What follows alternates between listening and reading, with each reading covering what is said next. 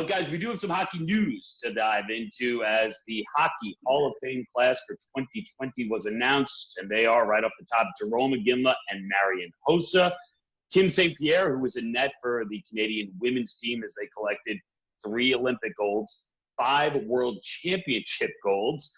From the builder category, Ken Holland gets in, and from the wait is finally over category, we have Doug Wilson and Kevin Lowe. We're going to talk about those guys in just a second. But Jonesy, I'll start with you, and let's start with Jarome Iginla. 625 goals, a couple of Rocket Richard trophies. He'll be the 4th Black player inducted into the Hockey Hall of Fame. Your career's crossed over quite a bit. What do you remember about playing against Jarome Iginla? What I remember the mostly him is how tough he was. And he obviously played in those high traffic areas. He wouldn't have scored that many goals if he didn't. But most importantly, he protected his own ice. He didn't need anybody to look after him. He was going to get out there, and he was going to punch you in the face if he had to. He would fight you if he felt like you were causing issues with some of the players on his own team. Seemed to have everyone's back. He was a tremendous leader in Calgary, was the face of the franchise forever, and did it with a certain level of class along the way.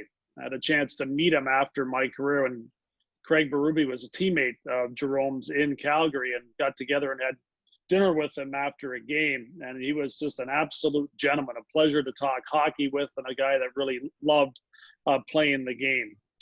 Always appreciated the fact, though, at how difficult he was to play against, and obviously how productive he was throughout his career. Very deserving to get into the Hall of Fame, and I'm happy it happened as quickly as it did. Yeah, he played in an era, Jonesy, too, pre-lockout 2005, where intimidation was a huge factor in the game, and he played his entire career with that edge. He was a guy that could go through you, shoot the puck right past the goaltender. He could set up on the outside and find quiet areas. But I agree with you. The intimidation factor, the physicality at which he played with kind of set him apart. There was a time there when the Calgary Flames went to Game 7 of the Stanley Cup Final that a lot of people felt that Jarome Iginla was the best power forward, best forward in the game. And that's saying a lot considering he's a winger. He'd always stand up for his teammates. He knew when to drop the gloves and inspire his team. We played against them in a playoff series one time. We were up 2-0 in the game, Hawks in the Saddle Dome against the Flames. I had scored a goal. I was being a little yappy, I would say. I was running my mouth a little bit, and Jarome Iginla said, "Hey, let's go, let's fight. I don't like the way you're acting out here." So I made a business decision and decided not to fight Jarome Iginla at that time. But my teammate, Adam Bursch, saw what was going on. He jumped the boards, went right up to Jarome Iginla and said, "Hey, you can't call out one of our best players and not expect to fight. I'm ready to fight you." And Jarome looked at Adam Bursch and said, "Sharp? One of your best players? He's not even that good." So that was knocking down a peg or two. But when you played against Jarome Iginla, you knew when he was on the ice. He didn't win a Stanley Cup, and that seems to be one of the credentials you need to get in the Hall of Fame. Doesn't apply to Jarome Iginla. He was that good in every area of the game, and he was a gentleman off the ice as well. So absolute no-brainer for Jarome Iginla going into the Hall of Fame. That's a Hall of Fame chirp right there. It really is. It got me right to the core. I didn't know what to say after that. I think he epitomizes what you want in a hockey player, right? You want toughness, you want talent, and then you want a guy who, after you've laid it all on the line, you take the gloves off and you can shake hands with and look the guy right in the eye. And that seems to be what Jarome Iginla was all about. And then we have your former teammate, Marian Hossa, who to me was one of those guys where I just watched him skate and something looked very different, even from elite players. If no one had seen Marian Hossa play, how would you explain him to them?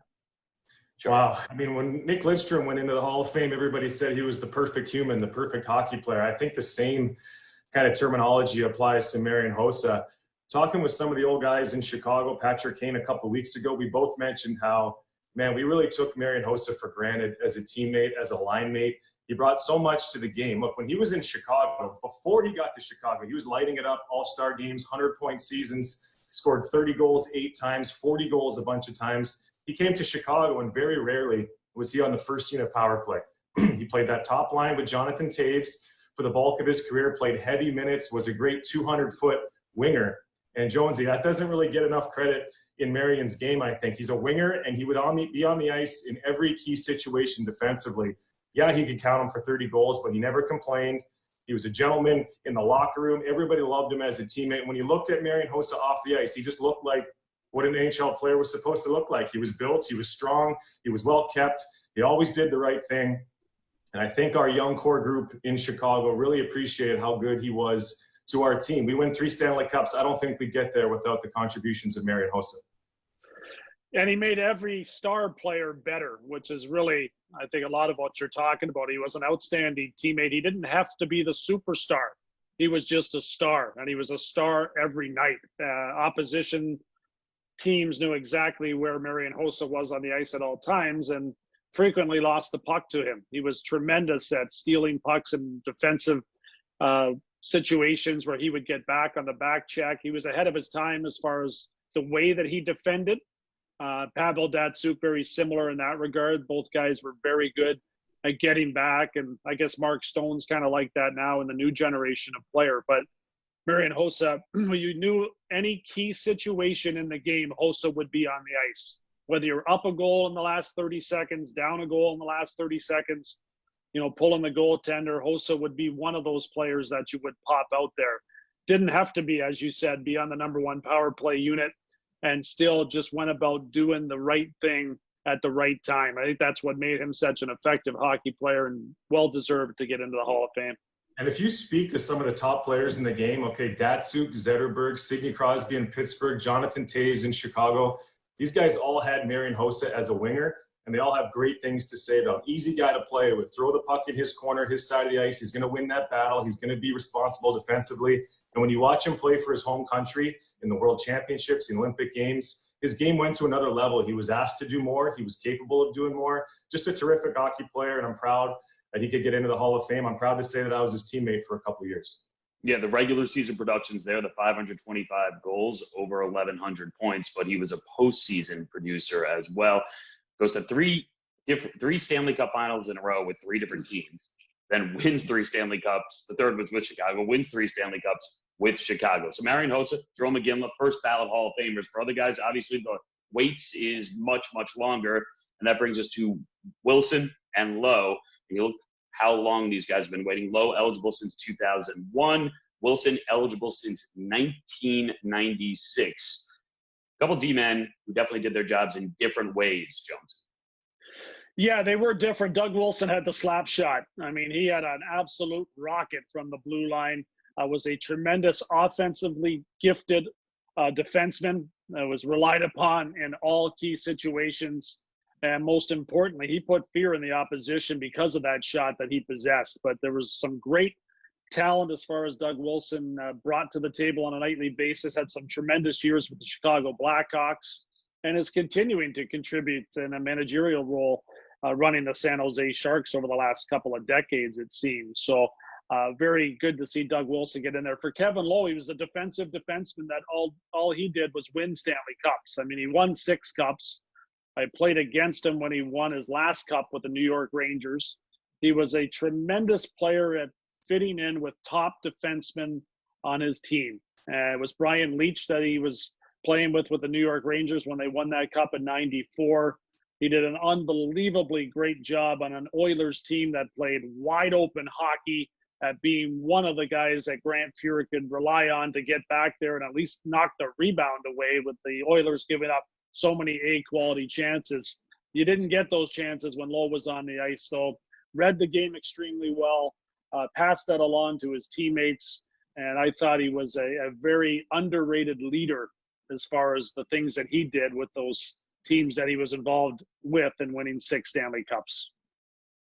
I like the fact that the Hall of Fame is recognizing this type of player, Kevin Lowe, stay-at-home defenseman, because when you look back at those great teams he was on, we know about Gretzky, Messier, Glenn Anderson, Jari Kurri. They seem to get all the credit, and Paul Coffey, another defenseman that he played with. But Kevin Lowe was very much a part of those dynasty teams in Edmonton. He went on to New York to win another one.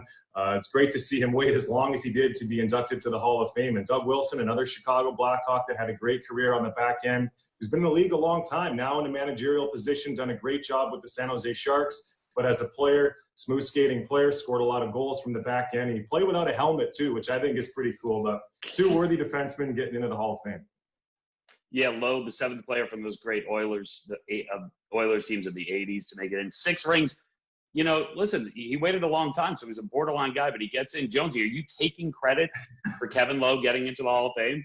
I think I pushed him over the top there with that last cup. And like I tell every former New York Ranger that was on that team, including Eddie Olczyk, they owe me for that one. It was my Capitals that took out the Pittsburgh Penguins in round number 1. Otherwise, I don't think the Rangers are winning the cup. But they like to debate me on that. I'll give them credit. They were a very good team and overcame a lot of obstacles along the way, including the New Jersey Devils, who everybody had an issue with. Well, there you go, Kevin Lowe. You now have to mention Keith Jones in your induction speech. Have to. We all look forward to that. So for Wilson and Lowe, the long wait is over for them. For some all-time greats, the wait continues. And coming up next on Our Line Starts, we're going to talk about some of those players who are not in the Hall who probably should be. That's next.